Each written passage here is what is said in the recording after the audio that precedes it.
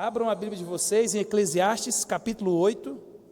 Hoje nós quase encerraremos o capítulo 8, mas nós podemos observar que está quase acabando o nosso livro de Eclesiastes, né? Oh, Deus é bom, ó. Já tem 2 crianças ali, tá? Pessoal aí que tem que fazer filho, por favor, comecem, né? A gente já tem verba já para fazer um berçário novo, não tem, Valdeir? Tem.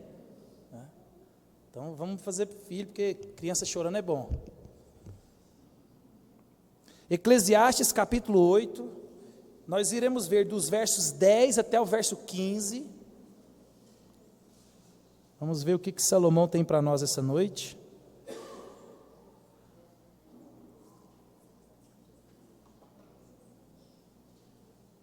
Todos acharam? Eclesiastes capítulo 8, versos 10 a 15. Hoje é bem curtinho.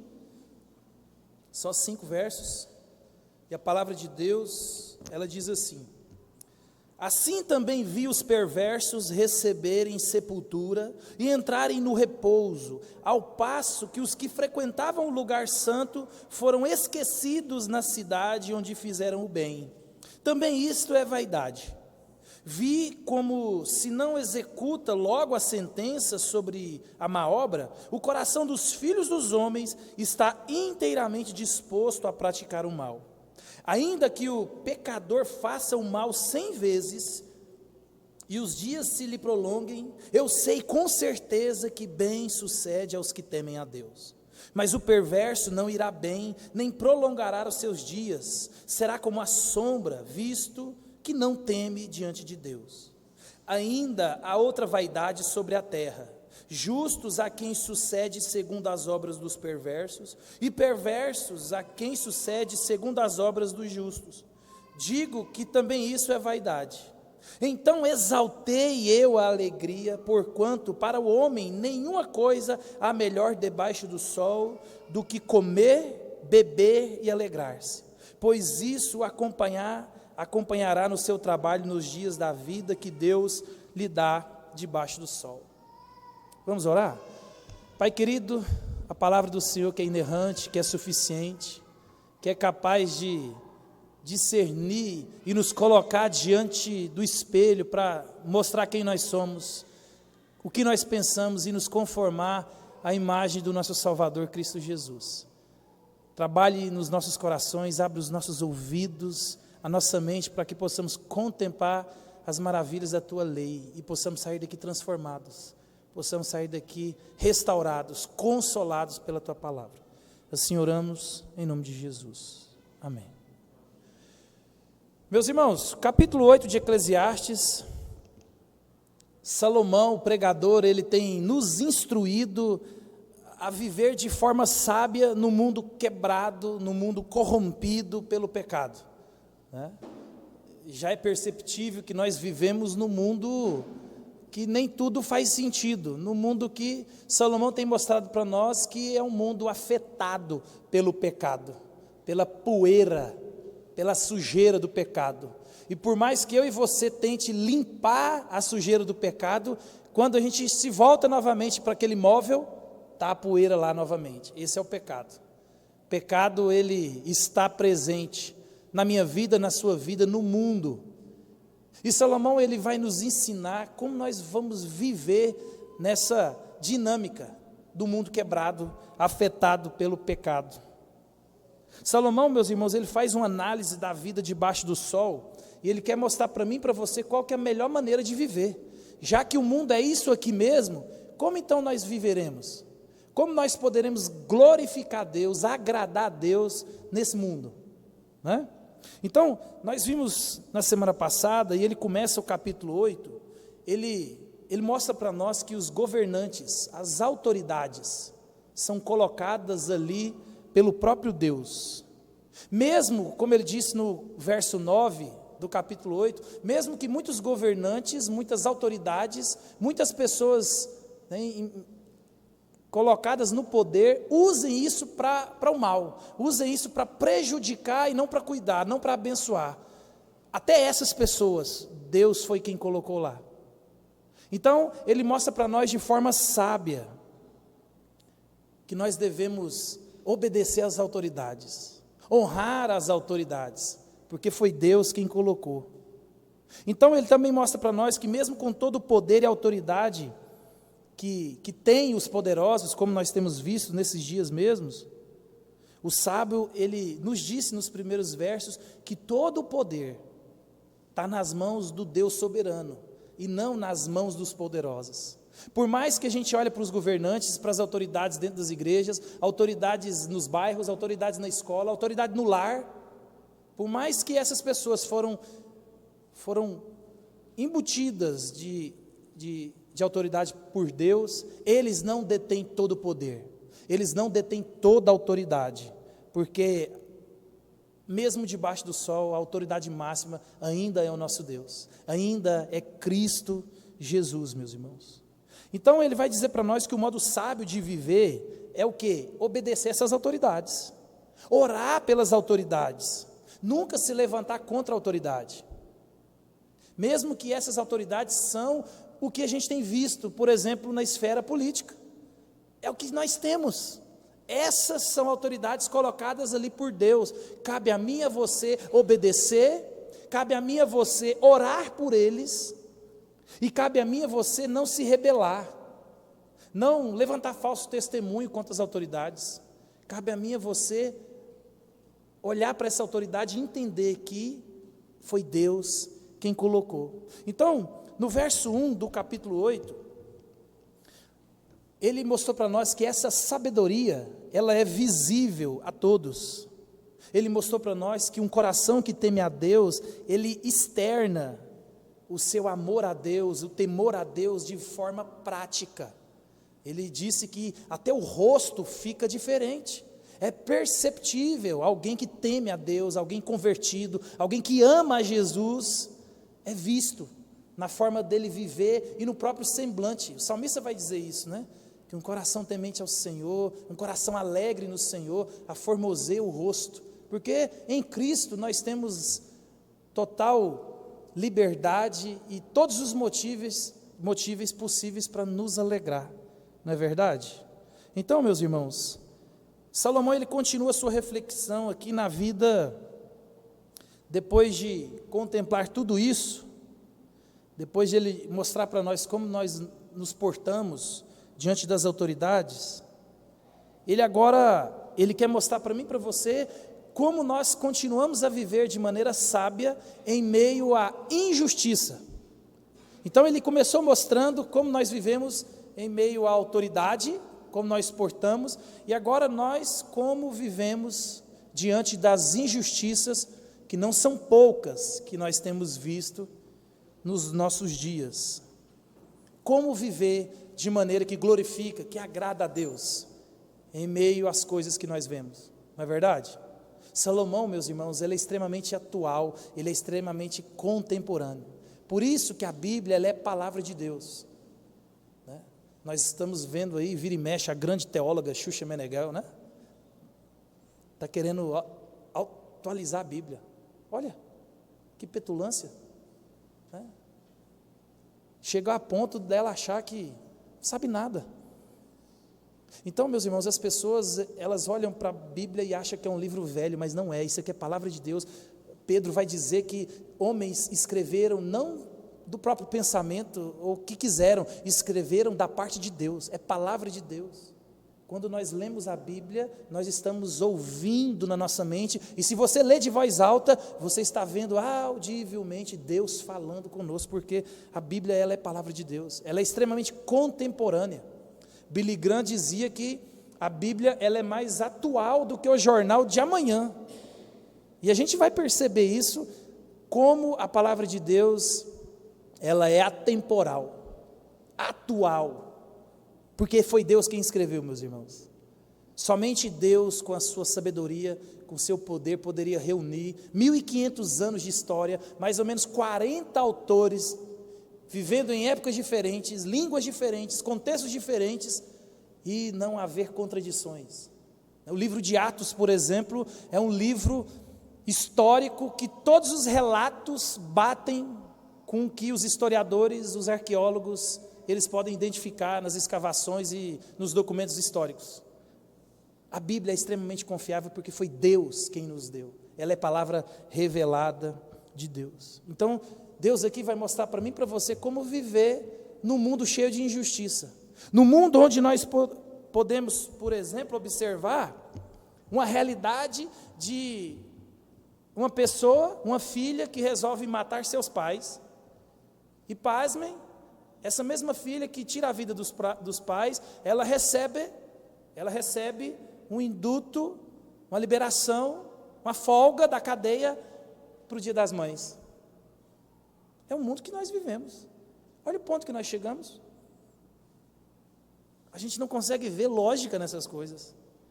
A gente olha para um governo ou um governante que foi condenado, não só em 1 ou 10, 12 juízes, foi preso e do nada nós temos esse mesmo governante hoje governando o país. Então, meus irmãos, quando a gente olha para essa realidade, isso foge à lógica. Mas isso é a vida debaixo do sol. E quando a gente olha para essa realidade, diversas injustiças, esses absurdos, nós temos que olhar para as Escrituras. E nós temos que perceber que o tempo todo Salomão está falando debaixo do sol para nos apontar acima do sol, para que nós possamos viver de maneira que agrada a Deus. Então Salomão aqui, ele observa essas injustiças, esses absurdos debaixo do sol, e ele vai nos apontar, vendo nós essas coisas diariamente, ligando a televisão, aonde nós estamos inseridos, no bairro, na escola, no trabalho, injustiças constantes, como nós vivemos, como nós podemos glorificar Deus, agradar a Deus, em meio a todo esse tumulto, e essas coisas que fogem à lógica. Então, meus irmãos, Deus usa aqui o seu servo para nos ensinar que mesmo diante de um mundo cheio de absurdos, eu e você podemos viver para a glória de Deus. Talvez na sua tradução, está aí, Salomão dizendo que isso também é um absurdo, vi grandes absurdos. Na tradução que nós lemos, ele não fala, ele fala de vaidade. Mas na NVI, por exemplo, ele fala, isso também é um absurdo. E é um absurdo. A gente pode observar que mesmo nos tempos de Salomão, o rei mais sábio e mais rico que pisou na terra, nós não vemos praticamente nada de diferente dos dias que nós temos vivido. Às vezes nós olhamos e falamos, mas naquela época era diferente. Não, meu irmão, aonde tem o homem, aonde tem o dedo de homem, tem pecado. Se tem pecado, tem maldade. Se tem maldade, tem injustiça. Se tem injustiça, tem isso tudo que a gente vê até hoje. O problema são as redes, a tecnologia, que ela acelerou, que ela nivelou e que ela mostrou aquilo que antes não tinha tanta visibilidade. O pecado é o mesmo, ficou mais escancarado. Então, Salomão está querendo mostrar para nós a realidade debaixo do sol, para que nós observemos a sabedoria acima do sol. Por isso que ele vai dizer, no verso 10 do capítulo 8, assim, assim também vi os perversos receberem sepultura e entrarem no repouso, ao passo que os que enfrentavam o lugar santo foram esquecidos na cidade onde fizeram o bem. Também isso é vaidade.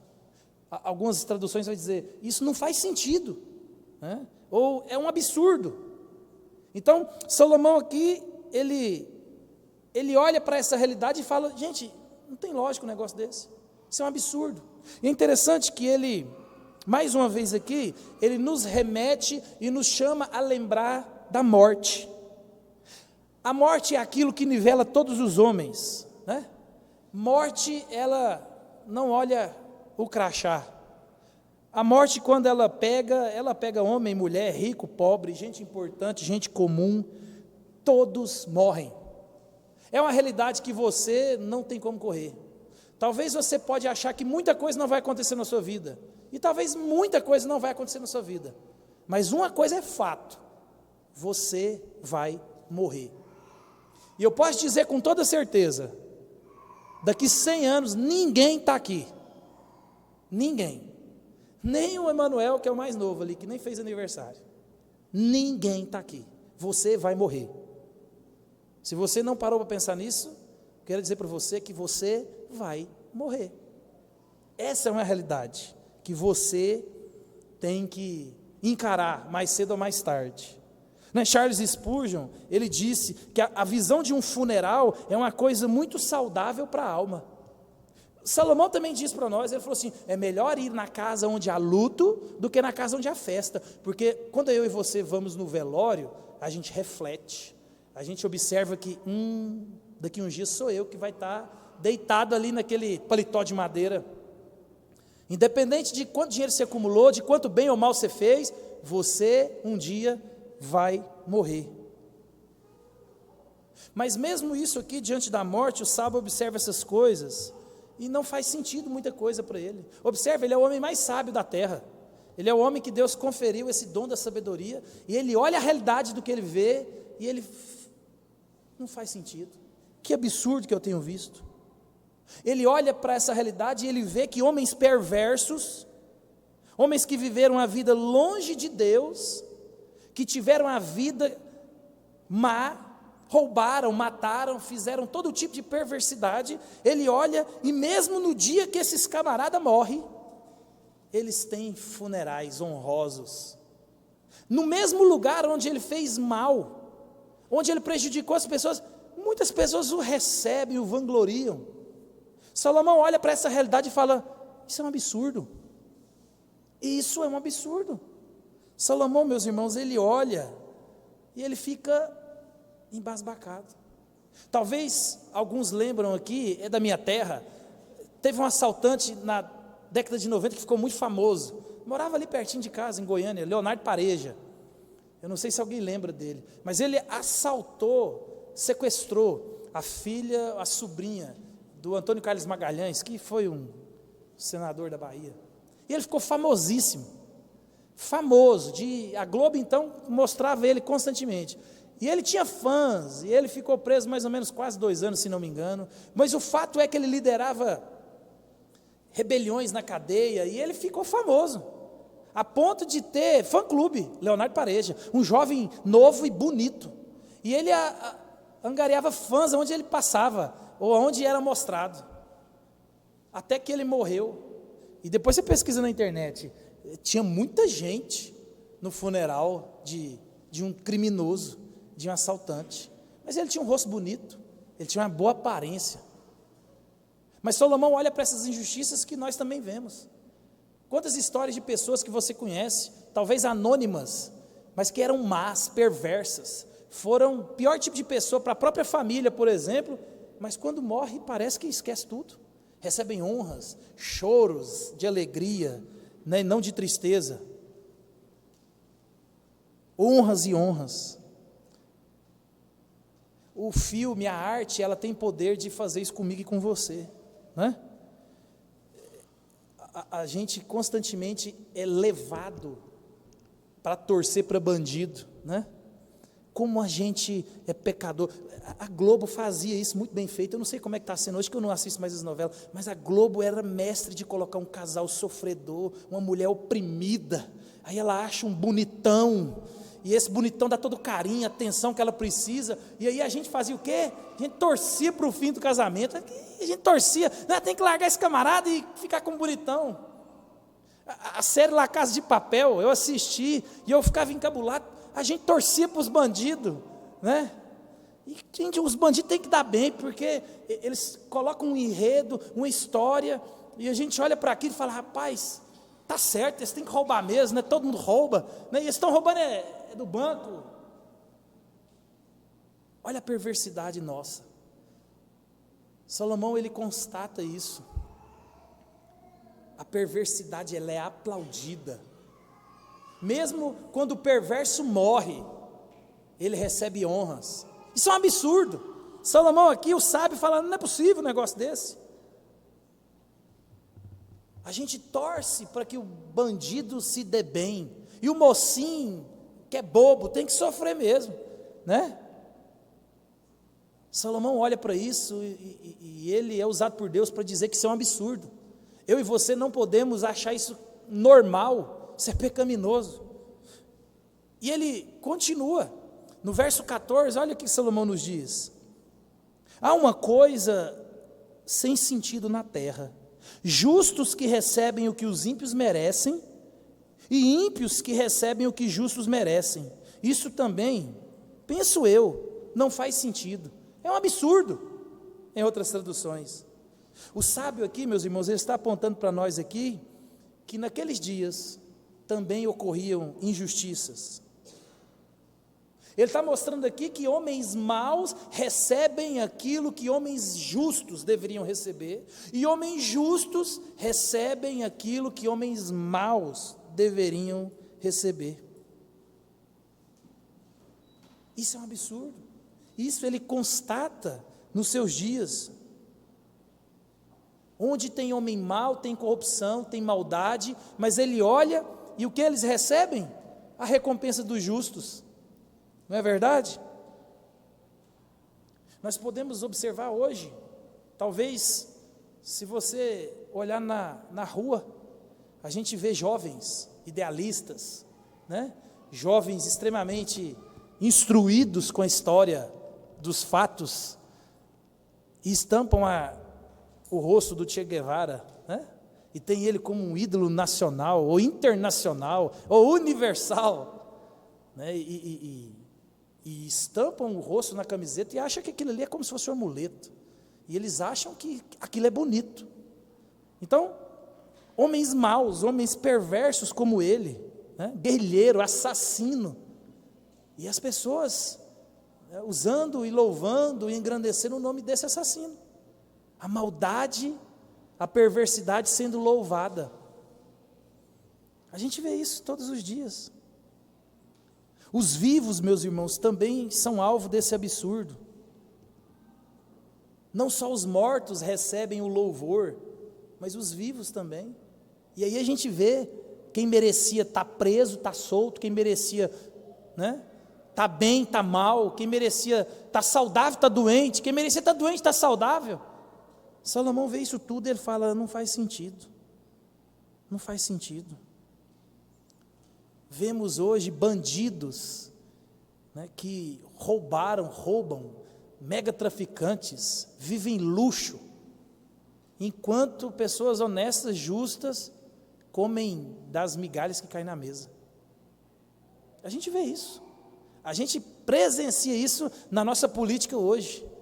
Tanta roubalheira, tanta impunidade, tanto luxo, tanta gastança, tanta vida boa, e o povo padecendo, né? Quanto de dinheiro não colocaram no bolso na época da pandemia? Pessoas que poderiam ter recebido, né, um cuidado melhor, não receberam porque os perversos resolveram gastar na sua perversidade. E as pessoas normais morrendo porque alguém resolveu aproveitar daquilo que não era seu. A gente vê isso constantemente, meus irmãos. A gente vê isso em todo lugar. Talvez se a gente colocar isso no nível mais pessoal, no nível mais próximo de mim e de você, nós podemos observar estudantes, concurseiros ou estudantes de faculdade, nós mesmos na sala de aula, aqueles alunos aplicados, estudiosos, notas baixas, e aquele que trapaceava, aquele que colava, aquele que se dizia esperto, tirava nota boa, né? Recebia nota máxima. Olha a perversidade, olha a injustiça, fica desbalanceado, né? Aí você chegava no final do ano, talvez você ficava de recuperação, e aquele lá do fundão, nota boa, porque ele colou, ele deu um jeito lá, e você foi. A gente vê isso, perto de mim, de você, está muito próximo. Aquele funcionário que tem cara de bom funcionário, mas ele rouba do patrão, ele rouba da empresa, né? Ele é descuidado, ele não cuida de nada, e aí de repente, quem é promovido? Ele. E você que cuida, que se alegra com a riqueza do patrão, que se alegra quando o patrão troca de carro, quando o patrão viaja, você continua com aquele salário. E você olha a perversidade sendo transferida para o lugar errado. Isso é um absurdo, né? Jovens, por exemplo, que decidem viver uma vida santa, pura, se guardar em castidade para o seu esposo, para a sua esposa, e às vezes se permanecem solteiros, Enquanto aqueles jovens, homens e mulheres, decidem viver uma vida a Deus dará, deixa a vida me levar, e se entregam por todos, e experimentam de tudo, eles estão casando e fazendo família, e você fala, meu Deus, né? Estou aqui esperando em santidade, me guardando, e Deus parece que olhou para o lado de lá e não olhou para o lado de cá. Essas coisas que a gente vê. Ricken, um comentarista, ele vai dizer assim, ó, o pregador está nos dizendo que nesta vida há uma inversão de retribuição e recompensa. É o que ele observa, é o que nós observamos. Nem todo mundo recebe aquilo que deveria receber. Aí você talvez se pergunta, no seu contexto de crente, o que eu ganho sendo santo, sendo irrepreensível? Quando você olha para a realidade, parece que as coisas boas, né, só acontecem na vida do outro, e na sua vida não acontece nada. Será que vale a pena eu ser fiel, eu ser justo? Esses são os questionamentos do pregador. O pregador aqui no verso 11, ele também nos aponta que esses absurdos e essas injustiças, elas acontecem, meus irmãos, pelo fato da maldade não receber a devida punição. Olha o verso 11, o que ele vai dizer. Visto como se não executa logo a sentença sobre a má obra, o coração dos filhos dos homens está inteiramente disposto a praticar o mal. Olha como que a mensagem de Salomão é atual. Ele está mostrando para mim e para você que aonde não há punição, aonde não há justiça, aonde não há correção, há o quê? Perversidade aumenta. Parece que Salomão está escrevendo nos nossos dias, né? Parece que ele está vendo o cenário mundial e talvez o cenário nacional. E a ideia que ele está querendo mostrar para mim e para você aqui é que esses homens, por eles não serem disciplinados, eles se enchem de coragem para continuar a fazer o mal. É interessantíssimo isso, meus irmãos, a palavra de Deus, ela nos mostrando isso. Será que eu e você olhamos para os nossos dias e vemos isso? Não há correção, não há punição. Se não há correção, se não há punição, se há um afrouxamento, está liberado. Está liberado. Pode roubar, pode matar, pode fazer o que quiser, não tem o que pagar. Isso também acontecia nos dias de Salomão. Isso aqui, eu quero abrir um parênteses, eu escrevi aqui justamente para você que é pai. Você que é pai moderno, e às vezes você está mais preocupado com que seu filho te ame e se sinta bem. Isso é perigoso. Pais que acham que os filhos têm que amá-lo, e o bem-estar dos filhos está acima de qualquer coisa, e não é assim que a Bíblia ensina. A Bíblia nos mostra que nós devemos educar os nossos filhos na admoestação e na disciplina de quem? Do Senhor, está lá em Efésios. Filhos, meus irmãos, que não são corrigidos, eles são estimulados na perversidade. Escreva isso. Filhos que não são corrigidos, eles são estimulados na perversidade. Talvez venha agora na sua mente alguém que você conhece, que o pai nunca corrigiu e virou um bandido, virou um ladrão, virou um marginal, virou uma prostituta, virou um sem vergonha, uma safada, porque recebeu aplausos e não recebeu correção. Isso é perigosíssimo. A gente tem visto essa humanidade, essa juventude e também as autoridades, a coisa está correndo frouxa porque não tem punição. E é interessante quando você olha para o livro de Reis. O livro de Reis, ele mostra claramente que Adonias, filho de Davi, ele nunca foi repreendido pelo pai. A Bíblia vai dizer lá em 1 Reis 1, 6, que Davi nunca contrariou Adonias. Sabe o que Adonias fez? Adonias, quando o pai dele estava velho, estava impossibilitado de reinar, ele tentou usurpar o trono. Ele tentou roubar o trono do pai dele. Adonias, ele era o filho do rei, ele podia tudo. Ninguém repreendia.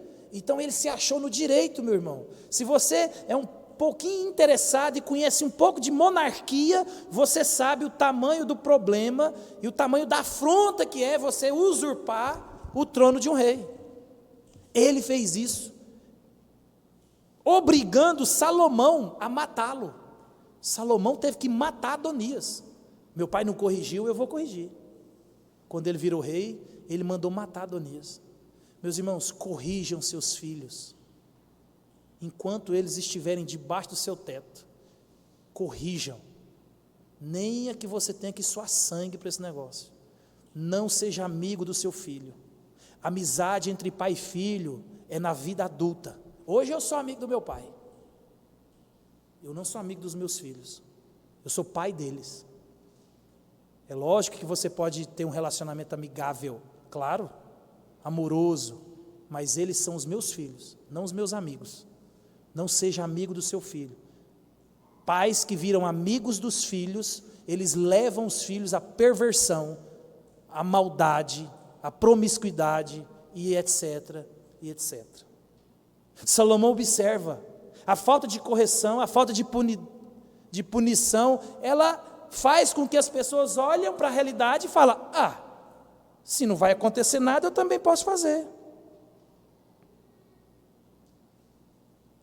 Se ninguém está recebendo punição, se todo mundo cola, se todo mundo rouba, se todo mundo mente.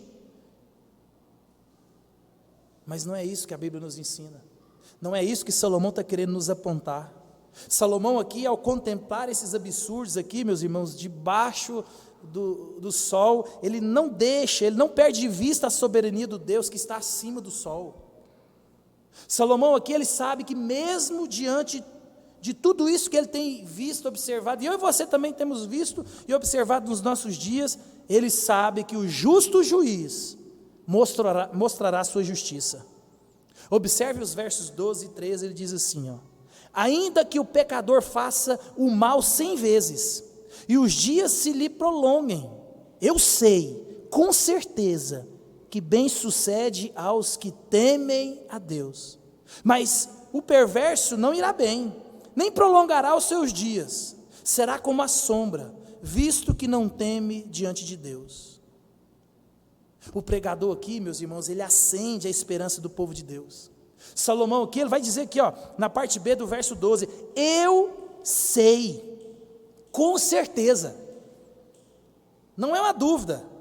A gente viu aqui, em todos os capítulos, Salomão já usou os termos, eu vi, né, eu sei, mas aqui não, aqui há uma ênfase, ele sabe, e ele sabe com certeza, isso aqui vai acontecer. Não se trata de algo que Salomão viu à distância, mas algo que Salomão de fato compreendeu com convicção racional da sua própria mente, meus irmãos. Salomão aqui, ele já nos levou a refletir sobre a realidade da morte, porque é na morte que tudo se nivela.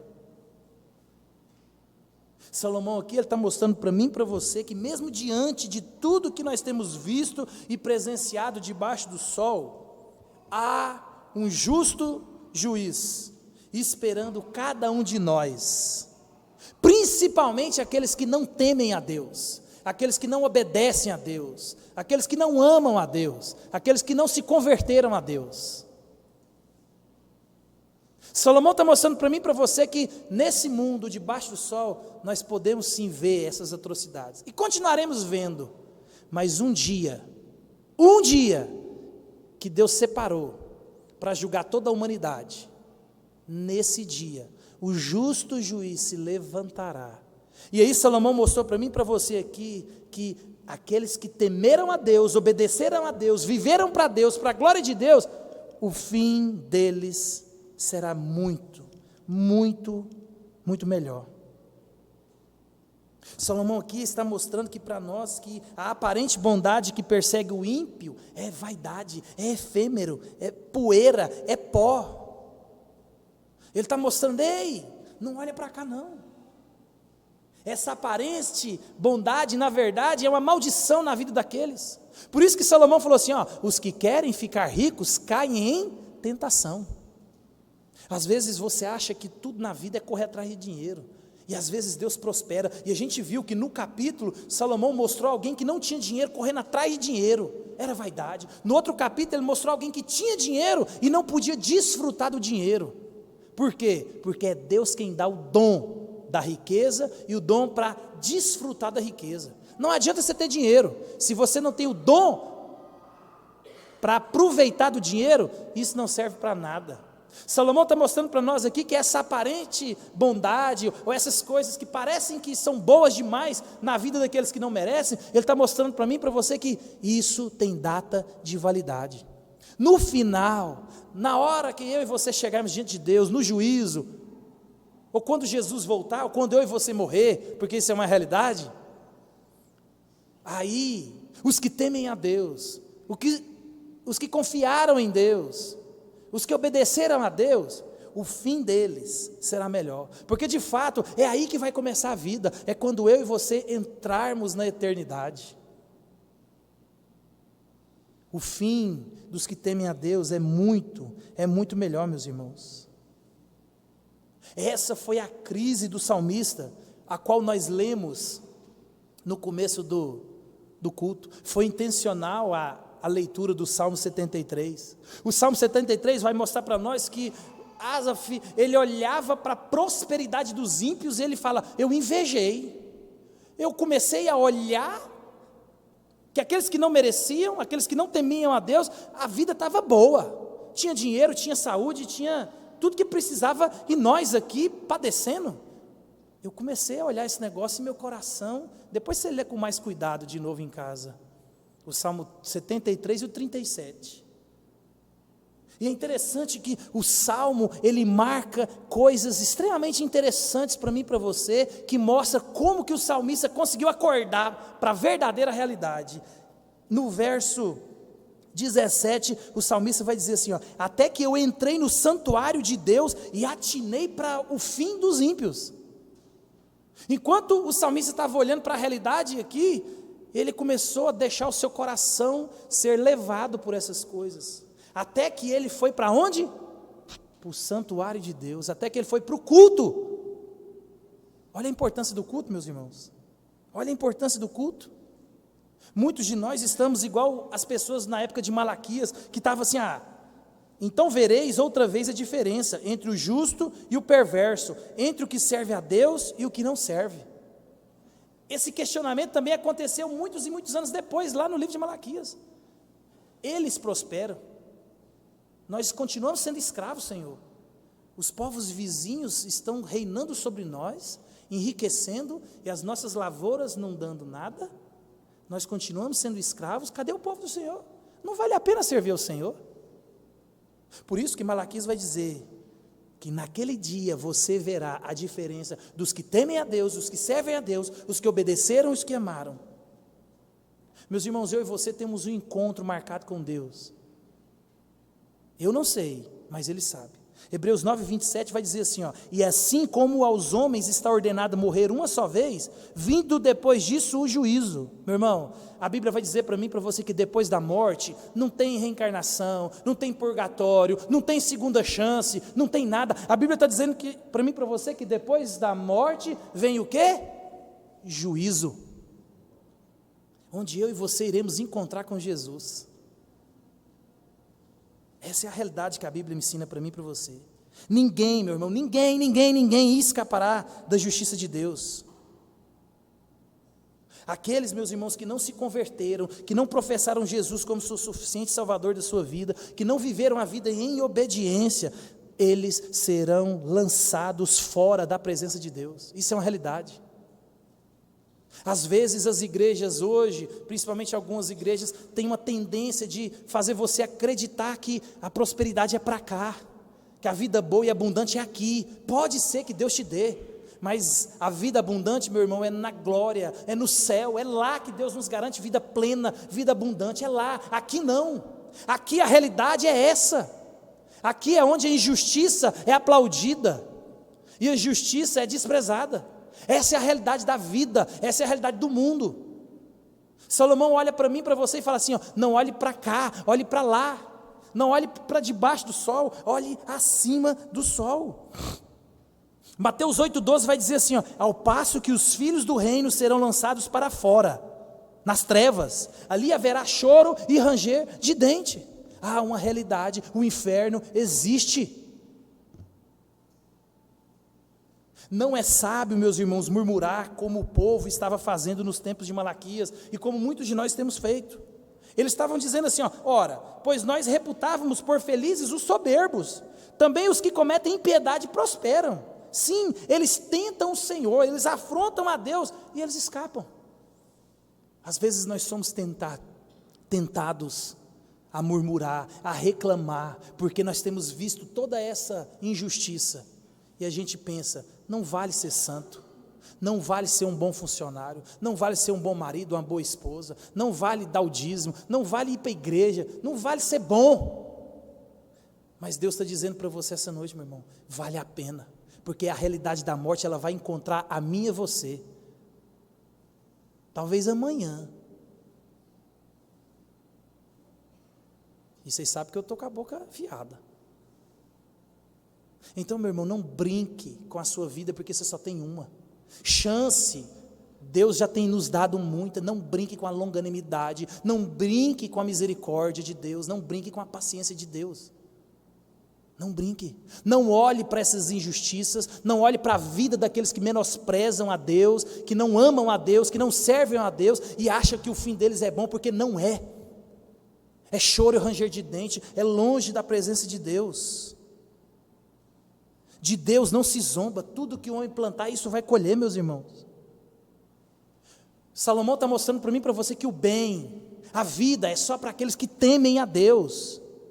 E vocês já sabem, viver uma vida temente a Deus significa viver em consciência constante da presença dEle, significa obedecer, significa saber que tudo que você faz é para Deus e não para nós mesmos. Temer a Deus é obediência, é conformar com a palavra, com a ideia, com o que Ele diz. Isso é temer a Deus. Por isso que o salmista nos lembra a importância de cultuar, porque ele falou assim, eu estava invejando os soberbos, eu estava invejando os ímpios, porque eles se davam bem e eu mal, até que eu entrei no santuário, até que eu acordei e fui para o culto, até que eu me atentei e voltei para o Senhor. É importante o culto por causa disso, meus irmãos. É no culto onde você é lembrado das promessas de Deus. Você fica a semana inteira sendo bombardeado pelo mundo, a filosofia do mundo, a cosmovisão do mundo, e se você não vem na igreja, você só vai aumentando o seu escopo e o arcabouço de porcaria na sua mente e no seu coração. Quanto mais distante você tem da igreja, mais distante você tem das promessas que nós temos sido lembrados e exortados semana após semana. Porque aqueles que não vêm constantemente no culto, é porque não oram e não leem a Bíblia em casa. E se for mentira o que eu estou falando aqui, você, por favor, me avisa, que é uma exceção, não é uma regra. Ninguém aqui está impossibilitado de uma cadeira de roda, numa cama de hospital que não possa cultuar. O salmista está marcando para mim e para você que é no culto onde nosso coração está cheio do mundo, cheio dos desejos, cheio das vontades, cheio das invejas, cheio das porcarias. É no culto onde a gente é lembrado do fim dos ímpios. É no culto onde a gente é lembrado que a morte vai chegar para mim e para você. E o fim, o belo fim, é para aqueles que temem a Deus, é para aqueles que amam a Deus, meus irmãos. Eu e você, nós vivemos por fé e não por vista. Mesmo que onde nós estamos inseridos, a visão nossa é repleta de injustiça, saiba disso, creia nisso, ame isso, espere isso. Deus, o justo juiz, irá corrigir toda a injustiça. Confie em Deus, persevere, espere. Diante de tudo isso aqui, meus irmãos, que o pregador nos apontou, ele observou, ele vai nos apontar a maneira de viver debaixo do sol. É isso mesmo, não espere nada diferente disso aqui. Então como é que eu vou viver, pastor? Olhando para essa realidade, esse mundo quebrado, essas injustiças sendo aplaudidas e a justiça sendo esquecida, onde os ímpios, os maus prosperam e nós trabalhadores somos cada vez mais lesados, oprimidos e esquecidos. Mesmo nós sendo crentes, Meu irmão, talvez Deus, Ele escolheu você para tratar o seu coração, e Ele te dá bens e riquezas para você ser generoso. E Deus está te enriquecendo para que você cuide do seu coração e você não retenha as riquezas que Deus tem te dado. Talvez, como eu, por exemplo, que eu tenho percebido que eu acho que eu sou destino. Deus tem nos chamado para viver pela fé, para depender de tudo e de todos, para depender de tudo para as mínimas coisas, para que o meu coração nunca se volte para outro lugar que não seja Deus da provisão, o Deus do cuidado. Enquanto Deus está provando e mostrando para que o coração seja sempre generoso e sempre se volte para o próximo e para Deus, outros Deus tem colocado um coração para que se volte sempre para Deus da provisão. É assim debaixo do sol, é assim que Deus marca o tempo para mim e para você.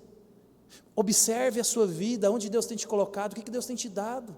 Olhe e ore friamente pela uma realidade que Deus tem te colocado. Talvez é porque você tem buscado coisas fora da sua realidade, onde Deus tem te marcado, onde Deus tem te colocado. Então, como que a gente vive olhando isso tudo e vivendo isso tudo? Onde? O que a gente faz com isso? Lembra-se, Salomão ele está mostrando a realidade aqui da terra, para que eu e você fixemos os olhos acima do sol, para aquele que pode todas as coisas. O mesmo temor de Deus que nos levará para a vida eterna, meus irmãos, ele nos ajuda a encontrar alegria debaixo do sol, nessa perspectiva. Como que eu vivo então, pastor? Como que eu agrado a Deus? Verso 15 é a saída minha e sua. Então exaltei eu a alegria, porquanto para o homem nenhuma coisa há melhor debaixo do sol do que comer, beber e alegrar-se, pois isso o acompanhará no seu trabalho, nos dias da vida que Deus lhe dá debaixo do sol. Meus irmãos, Salomão aqui nos apresenta uma vida centrada em Deus. Ele fala sobre os dias de nossa vida como dádiva de Deus. Jesus, ele antes de partir, ele prepara os discípulos, ele fala: eis que estou convosco todos os dias, até a minha volta. Deixarei o Consolador, vocês não estão só. Quando você crê em Jesus, quando você aceita esse Cristo, o qual nós pregamos, o Espírito desse Deus habita em você, você não está só. Aprenda a viver essa vida que Deus tem te dado, glorificando, alegrando, se exultando de alegria. A saída sábia, meus irmãos, que Deus nos mostra para viver nesse caos, é enquanto eu e você estamos aqui debaixo do sol, nós somos chamados a desfrutar da vida que nós temos recebido de Deus com alegria. Ah, pastor, eu não estou satisfeito com a minha vida. Falta de contentamento. Aí é outra aula, outro texto. Paulo, escrevendo para Timóteo, fala assim: ó, Timóteo, tendo o que comer, o que vestir, esteja contente. O problema meu e seu, meus irmãos, é que a gente tem a mania de achar que a gente precisa de mais. Anota aí, Bruno, acorda. Minimalista. Aquele dia você falou que sabia e me respondeu errado. Nós precisamos de ter uma vida mais minimalista. É viver com o básico, só que a gente precisa, Bruno. Às vezes eu fico pensando, para que a gente tem 7 sapatos? 20 calças? Não é pecado isso não, meu irmão. O problema é porque a gente não está satisfeito com os 10 sapatos que a gente tem, com as 20 bermudas que a gente tem. Eu mesmo tenho camiseta lá, que eu ganhei em janeiro, até hoje está na etiqueta, você acredita? Eu visto as mesmas roupas. Eu fico olhando assim, hoje mesmo eu olhei e falei, eu não estou precisando dessa roupa. Eu tenho que dar um jeito. Meu irmão, a gente precisa de muito pouco para viver. Essa é a realidade. Uma vida minimalista mesmo, sem muita coisa. Eu não estou aqui fazendo apologia, nem defendendo aqui o voto de pobreza, não é isso não.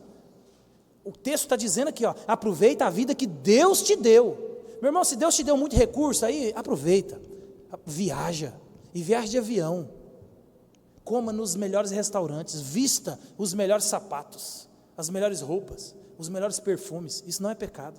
Se Deus está dando, se Deus está abrindo as portas, faça. Faça com alegria. Mas se Deus não te está dando, para você ter um perfume importado, só dá um da Eudora, ou um do Jequiti, se alegra, meu irmão, com Jequiti. Se alegra com aquelas amostras grátis, né? Aquelas amostras grátis, quantas vezes, né, a gente se alegrava quando a gente era jovem, é o que tinha, né? Eu usei muitos anos cheirinho de bebê. Minha mãe não tinha dinheiro para comprar, a gente era jovem, né? Cheirinho de bebê, vamos passar cheirinho de bebê. Meus irmãos, o segredo de uma vida sábia é você estar contente com aquilo que Deus tem te dado, com a vida que Deus tem te dado. E eu, mais uma vez aqui, não tem problema você querer melhorar, na verdade você tem que querer melhorar. Um verdadeiro crente, alguém que teme a Deus, ele busca estudar, ele busca aperfeiçoar, ele busca melhorar, ele busca tudo que é bom, e isso é sábio e é prudente. Só que o nosso coração não está nessas coisas, não deve estar nessas coisas, porque se eu quero viajar e não consigo, eu não posso me entristecer. Se eu quero ter dinheiro guardado e eu não consigo, eu não posso me entristecer. Se eu moro de aluguel ou se eu moro de casa própria, isso não deve me entristecer. Quantos de nós aqui temos vergonha de receber as pessoas em casa? Não repara não, como se todo mundo fosse vendedor da Martinello. Ninguém quer ir na sua casa te vender sofá e televisão não. A gente quer conversar e rir. Vendedor da Martinello é lá. Isso mostra, meus irmãos, nas pequenas coisas que nós não estamos sendo sábios e não estamos alegres com a vida que Deus tem nos dado. O carro nunca está bom, a vida nunca está boa, a casa nunca está boa. A hora que você consegue aquilo e você vê que não preencheu o vazio do seu coração e você busca mais e mais e mais. Isso é vaidade. Salomão tem mostrado isso para mim e para você. O segredo aqui, meu irmão, é a alegria. E olha que Salomão diz assim, ó, eu exaltei de alegria. Salomão aqui ele nos chama e nos convida a experimentar essa alegria de Deus. E a alegria de Deus é você olhar para a sua vida, aquilo que Deus tem te dado e falar, foi Deus quem deu. Muito ou pouco, Deus quem deu. O Senhor é meu pastor e nada do que eu preciso eu terei falta. Se você crê nisso, meus irmãos, viva isso. Viver o cristianismo é difícil, na prática é bonito. Mas diante de tudo isso que a gente tem visto aqui, como que nós temos nos portado? Você está satisfeito com a vida que Deus tem te dado? Eu sei que muitas das coisas que nós temos vivido são frutos das nossas decisões e escolhas erradas, dos nossos pecados. Mas isso não tira o mérito do Deus soberano, providente, que em meio a tudo isso, Ele consegue consertar aquilo que nós fazemos de errado. Por isso que cabe a mim e a você nos voltarmos para Deus em alegria e satisfação por tudo que Ele tem nos dado hoje, e encher de alegria pela vida que nós temos hoje, pelo filho que nós temos, pela esposa, pelo marido, pela igreja, pelo pastor, pelo presidente, pelos governantes, por tudo, pelo trabalho. Foi Deus quem nos deu, meus irmãos. Nos alegremos com isso. Olha, é comer e beber, tem coisa melhor do que isso? Preste atenção, nos banquetes mais chiques ou nos casebres mais pobres, tudo acaba em comida e bebida. Porque a alegria da vida, meu irmão, é você poder sentar com quem você ama e comer e beber e se alegrar. Independente se a casa é boa ou ruim, se é picanha ou se é costela de quinta. A alegria é estar na comunhão, estar na reunião do povo de Deus, na comunhão dos santos. E é isso que eu e você temos que agradecer a Deus, porque eu creio que nós temos isso. Não busque aquilo que Deus não tem para você. Se alegre com aquilo que Deus tem colocado dia após dia. Se Ele abre uma porta, olhe para a sabedoria de Deus, ore. Se é possível, entra. Se não, não precisa de entrar. Seja sábio. Seja sábio. Sonhe, mas sonhe perto de uma realidade. Não caia no conto dos coach. Você não vai ter tudo. Isso é conversa fiada de coach. Você não é capaz de tudo, meu irmão. Você é extremamente limitado. Eu sou limitado, você é limitado. É por isso que esses coaches têm inflado os nossos desejos e têm nos deixado cada vez mais tristes, porque eles vendem uma vida que é impossível. E aí ele tira a satisfação da realidade que nós deveríamos ter, e ele coloca a mim e a você despertando os nossos desejos para uma realidade que talvez eu e você nunca iremos alcançar. A alegria verdadeira, meus irmãos, está em Deus. Dietrich Bonhoeffer era um pastor alemão, ele diz assim, a nossa vida não é apenas muita dificuldade e trabalho duro, é também descanso e alegria na bondade de Deus. Trabalhamos, mas Deus nos alimenta e sustenta. Existe razão para celebrar. Deus está nos chamando para regozijar, celebrar no meio do nosso trabalho de dia a dia. A nossa vida ordinária, é isso que a gente faz. Se alegre com o dia a dia, com essa realidade que Deus tem colocado na sua mão, e exulte em alegria pelo que Deus tem te dado, meu irmão. O segredo de viver nesse mundo, nesse contexto ao qual eu e você estamos inseridos, é olhar para aquilo que Deus tem nos dado e falar, Senhor, obrigado. Me dê um coração contente, alegre por aquilo que o Senhor tem me dado.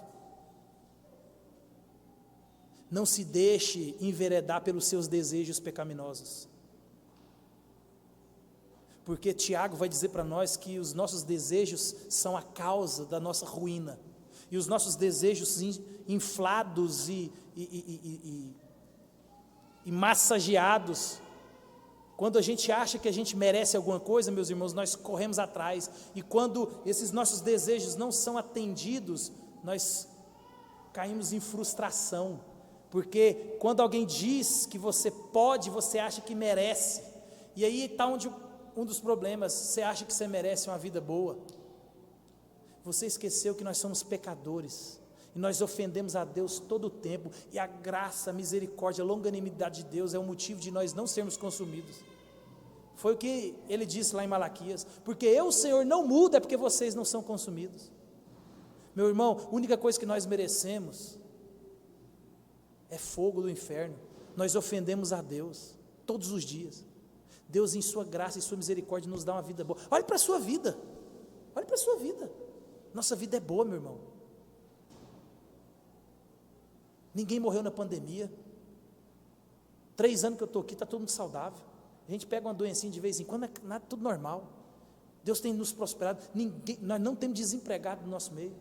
Já parou para pensar nisso? Nós não temos desempregado aqui na igreja, pelo menos que eu saiba. E se tiver algum desempregado aí, ele está tão bem desempregado que ninguém sabe. Deus tem nos abençoado, meus irmãos, não tem faltado nada. O segredo é a alegria. Só que essa alegria só pode ter aqueles que têm o conhecimento salvífico de Cristo. Porque se você não conhece a Cristo, não entregou sua vida a Cristo, não ama a Cristo, é impossível você ter esse conhecimento. É impossível você desfrutar dessa alegria. Por isso que o salmista no capítulo 1 ele vai dizer: bem-aventurados que andam no conselho de quem? De Deus e não dos ímpios. Porque aqueles que amam a Deus e andam no conselho do Senhor, eles são diferentes. Aqueles que conhecem a Deus, que esperam em Deus, que amam a Deus, o final deles é diferente, meus irmãos. Somente aqueles que estão em Cristo podem dormir durante as tempestades da vida. Somente. A vida pode estar dura, difícil, o chicote pode estar estralando, mas aqueles que conhecem a Cristo, aqueles que amam a Jesus e confiam na esperança de que tudo isso um dia, meu irmão, passará, é o que nos mantém vivos, alegres e dormindo bem. Pode acometer doença, pode acometer qualquer tipo de atrocidade na nossa vida, nós poderemos até sofrer, mas a alegria da salvação, ninguém pode nos tirar. Pode acontecer o que aconteça, se você crê em Cristo, você ama a Cristo, teme a Deus, você consegue desfrutar, porque os dons são do Espírito, as bem-aventuranças são do Espírito, porque de nós mesmos é só murmuração, é só malignidade, é só desejos pecaminosos.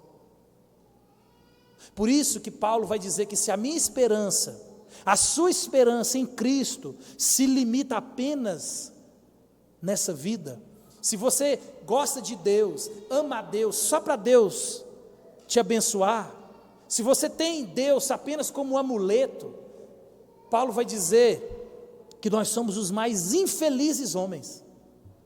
Deus é o Salvador, Cristo morreu por mim e por você, Ele levou a punição do pecado, meu irmão, para que você pudesse ter vida, para que você desfrutasse dessa alegria em meio às tempestades. Por isso que na história da igreja todo mundo fica desesperado com o crente, porque o crente na história da igreja foi perseguido, foi morto, e eles alegres. Ninguém nunca correu do martírio. Olha para você ver, antes de Jesus morrer, os discípulos eram fracos. Depois que Jesus morre e eles veem o Cristo ressurreto, meu irmão, os camaradas ficou corajoso, enfrentaram a morte, não negaram a Cristo, todos morreram, uns até pior do que Cristo morreu, só João que morreu de morte natural, porque, meus irmãos, a esperança estava viva. Pedro, ele fala assim, ó, aquilo que eu estou falando para vocês, eu vi, ninguém me contou não, os meus olhos viram, as minhas mãos apalparam, Cristo Jesus está vivo, assentado à destra de Deus, Ele irá buscar a igreja, e só aqueles que temem, aqueles que confessam, aqueles que só obedecem, são os que desfrutarão de um final feliz, meu irmão. Creia em Cristo, entregue sua vida para Cristo, não brinque com a vida, porque Deus só te deu uma. Chance Deus tem te dado muitas, agora vida Deus só te deu uma. A porta da graça ainda está aberta, escancarada. Creia em Jesus, a esperança é Cristo Jesus, a alegria é Cristo Jesus. Que Deus esteja nos abençoando cada vez mais. Vamos ficar de pé, vamos cantar?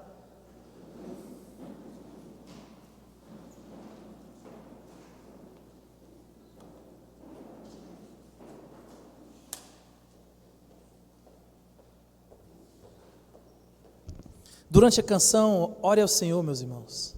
Se você ainda não tem desfrutado dessa alegria diária, isso não é loucura.